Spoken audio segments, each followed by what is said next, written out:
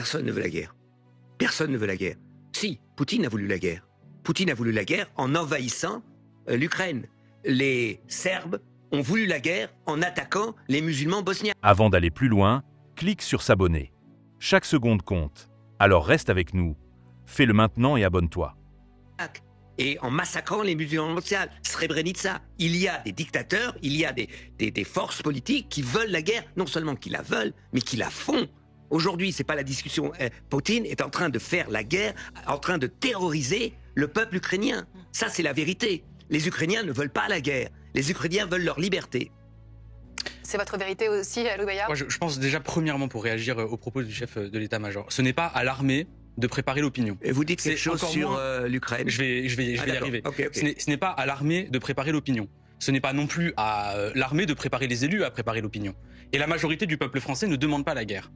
Je pense que nous n'avons pas à avoir la naïveté de croire que les guerres sont faites pour des grandes idées. Les guerres sont faites pour des questions d'argent. Sur la question ukrainienne, c'est fait pour des questions d'argent. Aujourd'hui, monsieur Poutine... C'est pas la position du général de Gaulle. Dans son appel à la France, à la résistance face à l'occupation allemande, c'était au nom d'une grande idée qui était la liberté. Alors, vous mélangez plusieurs choses. Je vous dis la guerre.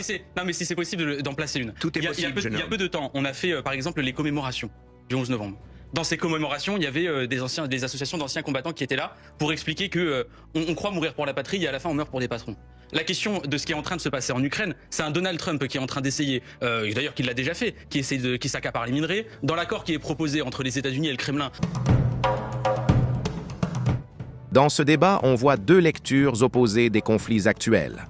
D'un côté, l'idée que certains dirigeants assument clairement une volonté de guerre pour étendre leur influence.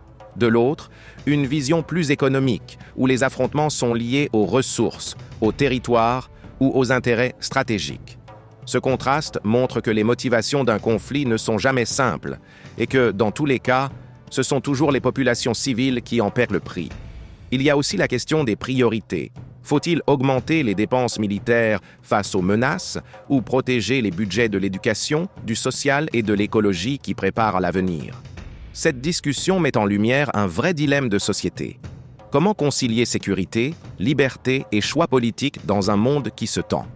Et justement, dans la suite de l'échange, on va voir comment les intervenants réagissent à cette question. Et le Kremlin, dans lequel ni l'Ukraine ni l'Europe n'a son mot à dire. Il y a aussi la question de l'accaparement des minerais. Et enfin, j'aimerais aussi dire autre chose. La guerre coloniale qui se déroule aujourd'hui entre le gouvernement israélien et le peuple palestinien se fait y compris pour les terres agricoles en Cisjordanie et aussi pour la poche de gaz qui est dans les eaux palestiniennes. Nous n'avons pas la naïveté de croire que les guerres sont faites pour des grandes idées. Elles sont faites pour des questions d'argent. Nous, c'est qui? Nous, c'est une grande majorité de la population française. Nous, c'est qui? Oui, une grande majorité de la population française, quand De Gaulle a fait son appel, n'était pas tout à fait d'accord.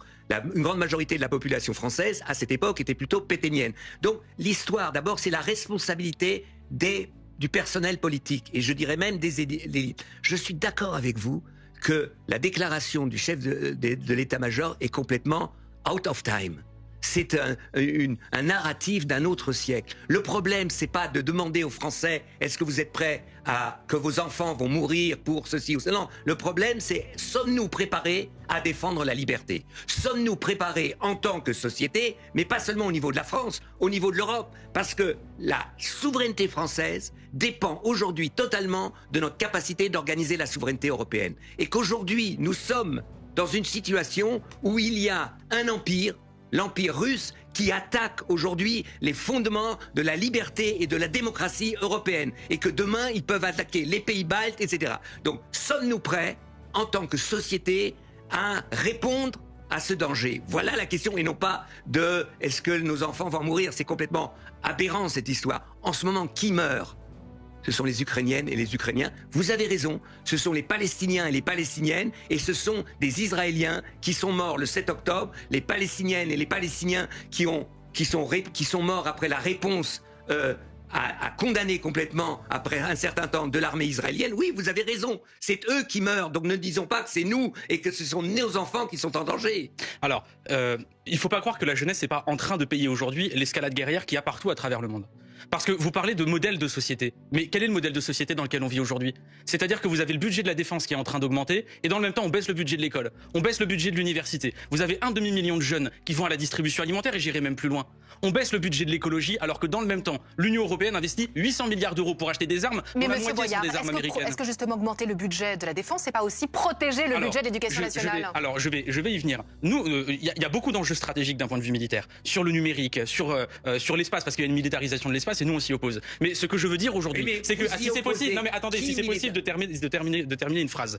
Aujourd'hui, vous avez une baisse de tout ce qui permet l'avenir de la jeunesse et la seule chose qui est en augmentation et la seule perspective qui est offerte par des politiques et par des vats en guerre, c'est une augmentation du budget de la défense. Et ben je tiens à vous dire que je suis pas d'accord avec ça. Et j'aimerais terminer, il y a un sujet sur lequel on devrait normalement avoir un consensus, c'est que structurellement on a déjà dépassé les 1,5 degrés. Il y a 9 limites planétaires, on a déjà dépassé la 7e. On devrait passer plus de temps à se préoccuper de ces questions et à avoir une coordination mondiale sur ces sujets qu'à se faire les vats en guerre. À parler d'écologie, pardon. Les deux. Je suis d'accord. Il est évident qu'aujourd'hui, il y a une régression totale sur la lutte contre le réchauffement climatique, sur la transition écologique. C'est vrai.